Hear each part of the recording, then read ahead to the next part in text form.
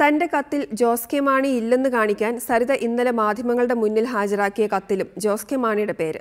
Jose K Mani ലൈംഗിക ബന്ധത്തിന് നിർബന്ധിച്ചെന്ന് കുറിപ്പ് പറയുന്നു. കുറിപ്പിൽ മുൻ കേന്ദ്രമന്ത്രിയും സംസ്ഥാന മന്ത്രിമാരും എംഎൽഎമാരും ലൈംഗികമായി ദുരുപയോഗം ചെയ്തെന്ന് ആരോപിക്കുന്നു. റിപ്പോർട്ടർ പുറത്തുവിട്ട കത്ത് വ്യാജമാണെന്ന് തെളിയിക്കാനായിരുന്നു സരിത പത്രസമ്മേളനം വിളിച്ചത്.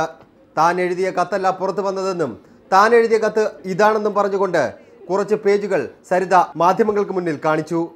പല സമയത്തായിട്ട് പല രീതിയിലുള്ള നമ്പേഴ്സ് ഉള്ള ലെറ്റേഴ്സ് എന്ന് പറഞ്ഞു.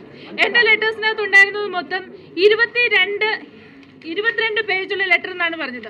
എന്റെ ലെറ്ററിനകത്ത് 30 പേജുള്ള ലെറ്ററാണ് ഞാൻ എഴുതിയിരിക്കുന്നത്. ഇനി സരിത ഉയർത്തിക്കാട്ടിയ പേപ്പറുകളിലെ ഒരു പേജ് കാണുക, നമ്പർ 7. അതിന് സമീപത്തായി എഴുതിയിരിക്കുന്ന ഈ പേര് ശ്രദ്ധിക്കൂ, ജോസ് കെ മാണി. അതിൽ പറയുന്നത് ഇപ്രകാരം: met him at Delhi, forced me to do sex. അതായത് ഡൽഹിയിൽ വെച്ച് ജോസ് കെ മാണിയെ കണ്ടുവെന്നും അദ്ദേഹം ശാരീരിക ബന്ധത്തിന് നിർബന്ധിച്ചുവെന്നും. താൻ ജയിലിൽ വെച്ച് എഴുതിയ കത്തിൽ ജോസ് കെ മാണിക്കെതിരെ യാതൊരു വാചകങ്ങളുമില്ല എന്ന് പറഞ്ഞുകൊണ്ട് ഉയർത്തിക്കാട്ടിയ ഈ കടലാസിലാണ് 7-ാം നമ്പർ പേരുകാരനായി ജോസ് കെ മാണി ഉൾപ്പെട്ടിരിക്കുന്നത്. ഇത് മാധ്യമങ്ങൾ പുറത്തുവിട്ട കത്തല്ല, സരിത തന്നെ മാധ്യമങ്ങൾക്ക് മുന്നിൽ കാണിച്ച കത്താണ്.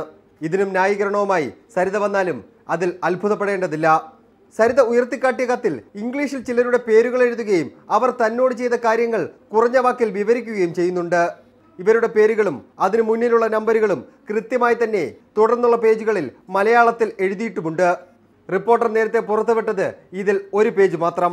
ഇതുകൂടാതെ കേന്ദ്ര സംസ്ഥാന മന്ത്രിമാർ, മന്ത്രിമാരുടെ പേഴ്സണൽ സ്റ്റാഫുകൾ, യുവ എംഎൽഎമാർ, സിനിമാ രംഗത്തെ പ്രമുഖർ തുടങ്ങിയവരും സരിതയുടെ കത്തിൽ ഇടം പിടിച്ചിട്ടുണ്ട്. എല്ലാവരും തന്നെ ലൈംഗികമായി ചൂഷണം ചെയ്തുവെന്നാണ് സരിത കത്തിൽ പറയുന്നത്.